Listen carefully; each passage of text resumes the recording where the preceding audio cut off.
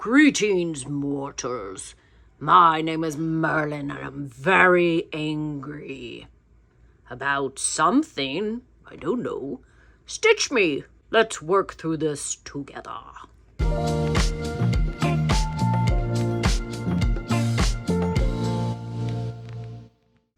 Hello, everyone. This is Maggie, aka KitschyWips. And we are finally doing the flip through of this book, Cross Stitch, Myth and Magic. No, this is not a magic wand. It is a metal chopstick. This book promises us wizards, angels, dragons, mermaids, cherubs, unicorns, and fairies. So why don't we look through this together and see if it delivers? Spoiler alert, it totally does. Y'all should get this book. Cross Stitch, Myth and Magic is a David and Charles publication. Here is the table of contents. Now, each of these sections do come with smaller motifs. Unfortunately, I cannot show them to you because they aren't shown stitched, just as a pattern, which is kind of a bummer. But I will say that I'm very impressed not only by the bigger patterns that you get in each section, but the selection of their smaller motifs I thought was really impressive. There is quite a number of them for each of these themes. This book is very affordable, at least as of this taping. I don't know the date. It's July something. It's a Tuesday, almost August. So I don't know. I don't know what the date is. Definitely Google it, eBay, Amazon, any online bookstore, and worth the price. It includes an introduction. It talks about the journey to a mystical world of fantasy that it will take you. This is one of the full-size patterns that we will be talking about. But the first one is this Teresa Winsler dragon. By the way, the section we are entering is Myth and Magic. This is The Princess and the Dragon by Teresa Winsler. It is out of print. It is difficult to find. And when you do find it, it is typically one of her more expensive designs. The description for this pattern says, "A beautiful princess walks with her pet dragon. He playfully runs around his mistress, then stretches his wings and waits for her to gently pat his scaly head." Now, you guys know my obsession with the dragons from Teresa Winsler, particularly the storyteller, which I'm stitching. I love that this is her pet dragon, that is the story. He loves her. He's not like, making fun of her like he does the storyteller. And of course, gotta have a castle in the back. And Winsler's very involved, full of blends and beads border. The colors on this dragon, I just love. These darker blues and purples up here, going into greens and lighter blues here.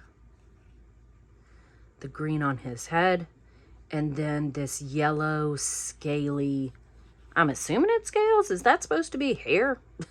Look at the end of that tail. This would be beautiful to stitch. The next pattern is Merlin the Wizard. This is a design by Maria Diaz. Merlin, the wise old wizard, used his magical powers in support of King Arthur and the Knights of the Round Table. Here we see Merlin holding a flaming orb working on a spell. What's the spell he's working on? Whatever he's working on, it's not working because he is way pissed. Y'all know I love me some sassy attitudes. I would love to stitch this Merlin because he's very angry. He's almost like an angry Santa. Is this what Santa does in his off time? I don't know. It does look very good on this black. I love his robes. Look at the movement. Look at the movement in his robes. I also like the little magical symbols that is backstitched throughout here. That is very cool. And I also like that they decorated this picture with a mini disco ball. This is the last pattern before we get to the motifs and the end of the Myth and Magic section. This is the Castle and the Dragon, designed by Susan Penny. Backstitch has been used to create a blackwork style pattern on the scales of this dragon and the walls of the castle. Both are quick to stitch using shades of green and brown. Those would be cute little designs for like the front of a card or on the pocket of a shirt. That would be very cool. In this section, I counted 21 motifs. There was a cat, a crow, some swords, like 2 borders, a castle, a crystal ball, and a book. Very cool. The next section is Winter Enchantment. This first pattern here is called A Stranger Cometh. It's by Susan Penny. Santa's journey has been long and difficult. The cold is now penetrating his thick velvet cloak, and he begins to shiver. He decides to seek sanctuary in the frozen castle, but will he be welcome? Dun dun dun. Who lives in this castle, and why are they so mean to Santa Claus? He's got his gifts here. This is a great sack. Very cool. These different colors shading it. His cloak is really awesome. And I kind of love that you don't see his face. It's just him looking up at the castle, apparently shivering and trying to find a place to spend the night. Look at this moon in the sky over here. If you stitch this, because it looks like, well, maybe it's not actually. This is not full coverage. My first thought was, okay, well, this is all full coverage, so do a dark fabric, so this would stand out as nighttime. But no, there's no stitching, like in these areas. Huh. This might be a semi-quick stitch. You know how I like to say that. So Santa's looking for room. Can I just say, you know who needs more help than Santa? It's this horse's hair. What happened to his mane? Did it freeze and fall off? That poor horse. Santa should be ashamed of giving him that haircut. Maybe the people that live there like have a beauty parlor in here and they'd be willing to help this horse. This one is called Frost Fairy. The Frost Fairy weaves a spell and casts her magic out into the still, cold air. Nothing escapes her powers. Trees and hedgerows turn white and the grass becomes crisp underfoot.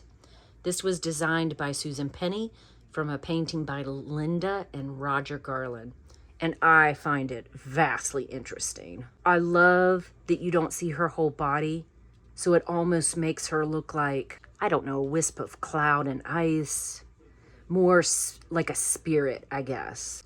I love this blingy snowflake. I love this bottom border, and if I'm not mistaken, are these like supposed to be trees that are far away? Like she's in the front of the frame up high and then this is down below. That's very cool. I love how this here is done with half stitches. Look at the back stitching here to like show her ice powers, her frost.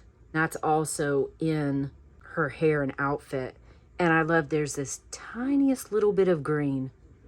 She's got to finish frosting. This is very interesting. And that border is interesting too. It looks like beads and stitches. You could leave the border off. Bring the frame in tight. It's very cool. This is the last bigger size pattern in the section. It's called Winter Angel, designed by Sue Cook.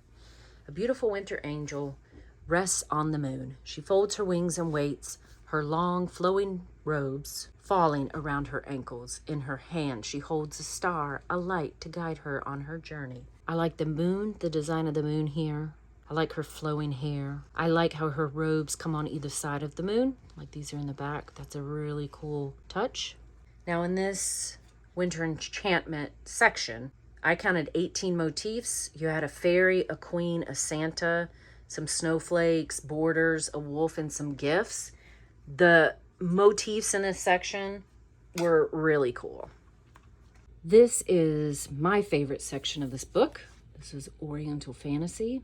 It starts with what I think is absolutely tremendously gorgeous. I love, love, love this, and I want to stitch this very badly. This is Goddess of Mercy by, this is a difficult name, y'all. I'm going to do my best because I did not find much help on the internet. But it's Goddess of Mercy by Saifan Borsuthi Bundi. Legend says the Chinese Goddess of Mercy was about to enter heaven when the cries of the world reached her ears. Throughout the Orient, devotees now seek her guidance. I did look up this particular goddess because I wanted to know more because she's so lovely. I'm going to do my best with this Chinese pronunciation. She is the goddess Quanxian. She's just gorgeous. And what is so funny about this is when I talked about her in another video, someone messaged me and said she was at StitchCon. They went through the video that they had taken where they had gone around the brag tables, and sure enough, there she was. And I was actually able to get a hold of the stitcher and talk about their project. They used this beautiful cloudy blue and white background. It was gorgeous, and they had the same idea I did. They added beads, and I was thinking the same thing, to add some beads to bling this up, and maybe even some chronic or treasure braid to kind of bring out the golds in her dress. She's beautiful.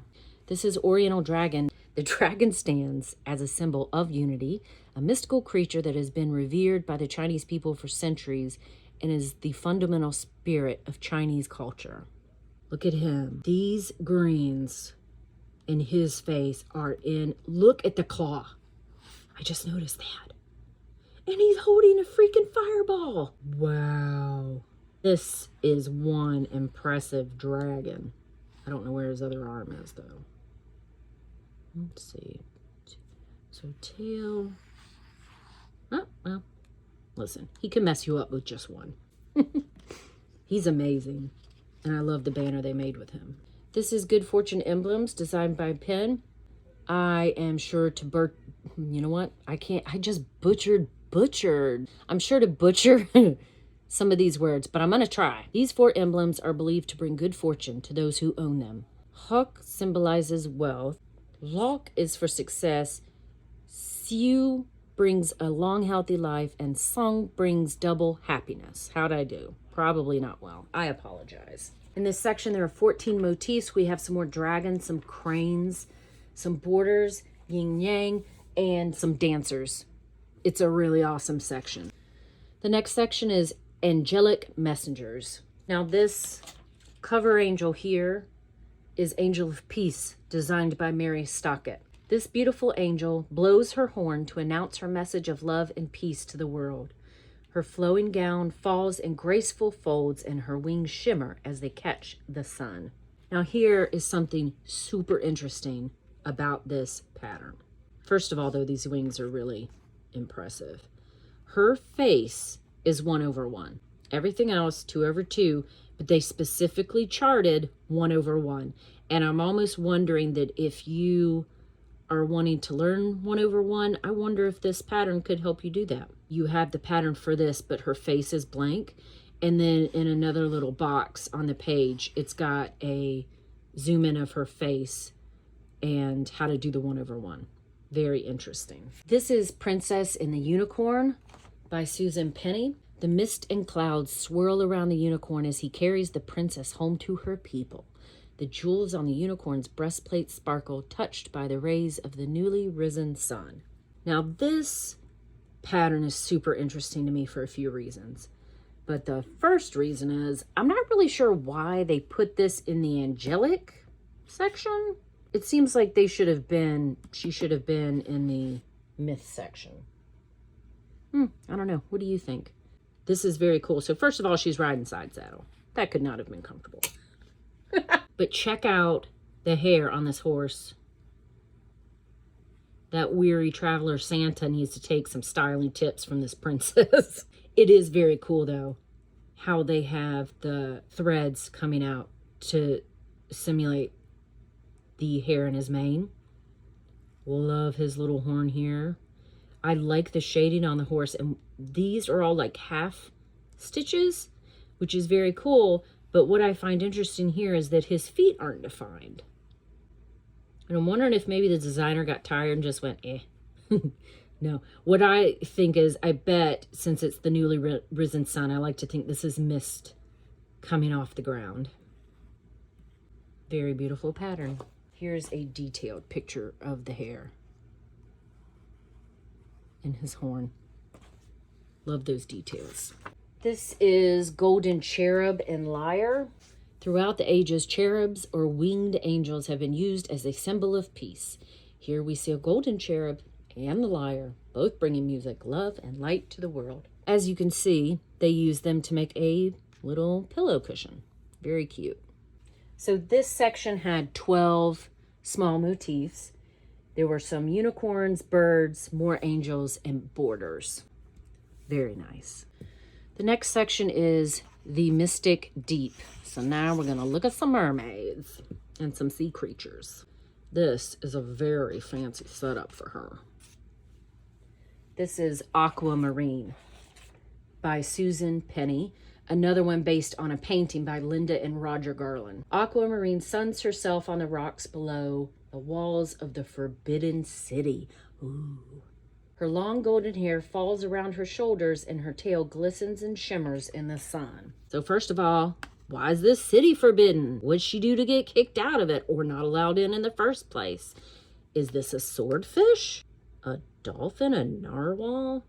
So first of all, I love what she's sitting on here.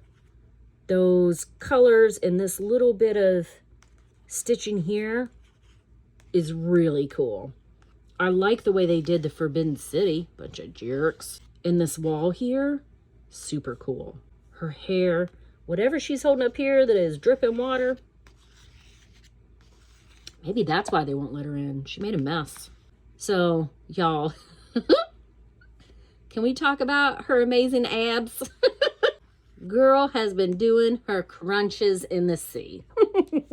I love this one. It's called Friends from the Deep, designed by Sue Cook.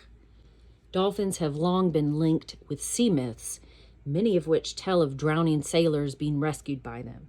In this fantasy globe, we can see the magic of these much-loved creatures. It's really cool. There's, looks like a couple of beads here and there. But look at this setup under these dolphins. It's a snow globe. Look. There's the edge of the globe. Here's the base of it. And look at that fancy base. Seahorses, some seaweed, I guess. Or, wait a minute. 1, 2, 3, 4, 5, 6, 7, 8. It's an octopus. Its head's somewhere behind this giant shell, right? These fishies. And these, look at these dolphins and their little bubbles are beads. This is lovely and would look stunning. Maybe on an opalescent. Oh, I really like that. That's a great pattern. This is Poseidon and his undersea world. Just a couple of borders here. Some crabs, some shells, and Poseidon himself.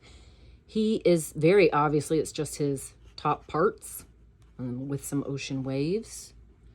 These were designed by Maria Diaz. Poseidon, the god of the sea, was said to have spent most of his time in his watery domain. When he did appear above the waves, he defeated those who crossed his path. Yikes. Daddy's strict. So the smaller motifs included in this section are really awesome. Looks like there was 15. There was another Poseidon. There were shells. There were mermaids, other sea creatures. I do believe there was a border. It's really cool. Now, our last section is Celestial Heaven. Now, what's interesting about this section is this is the only pattern in it. There's not another one. There's no smaller motifs. However, they do show some different options for breaking these up and stitching them singly, which I thought was interesting. And this pattern itself is very interesting. It's called Celestial Heaven by Sue Cook. Shades of violet, blue, and gold have been used to create this stunning astrological design. The 12 zodiac signs in the middle can each be stitched into a card or keepsake. What I thought was cool was when I first saw this, I was so focused on this, it took me a while to catch that this is also part of the pattern. It's all stitched. Again, really lovely use of these half stitches. They serve a purpose and the effect is very cool. This stitching, this gold stitching in between each sign is really lovely. This god up here holding some stars. This lovely, I guess, ocean scene here. Very cool. And you can see that they've done some little ornaments here. Here are a couple of cards that they used. And a little single square here. I think this is a coaster. These are cards. And I believe this was supposed to be an astrological mobile. I also want to point out that they do have a section on stitching techniques. which I thought was very cool. It helps you read the charts, general stitching instructions and fabric, some different stitching, how to work with blends and beads. And they even give you a little quick blurb about lacing, washing, framing, etc. I thought that was very cool. So that's it. That is the end of our flip through Cross Stitch Myth and Magic. I highly recommend the book. It's got a lot of neat designs, a lot of very cool design elements. Like I said, their use of half stitching and back stitching and beading is really impressive on some of these. There is optional horsehair. If you want to steal it from the unicorn and give it to Santa's poor bald horse. But check it out if you're interested in this sort of thing. Like I said, it is pretty readily available the last time I did a search for it. Add it to your library. It's a lot of fun. Thank you for flipping through this book with me. Let me know if you liked this kind of video. If you didn't like this video, well, you know what? Don't let me know if you didn't like it. If you didn't like it, just don't, just don't say anything. And then when I see that you didn't comment, I'll go, okay, well, I guess they didn't like it and they're being nice about it. But if you would like to see something like this again, please let me know. More than happy to do it. I've got some magazines and whatnot I can always flip through. And I hope I will be back soon with another Flosstube episode. Bing, bing, bing, bing, bing. Okay, y'all.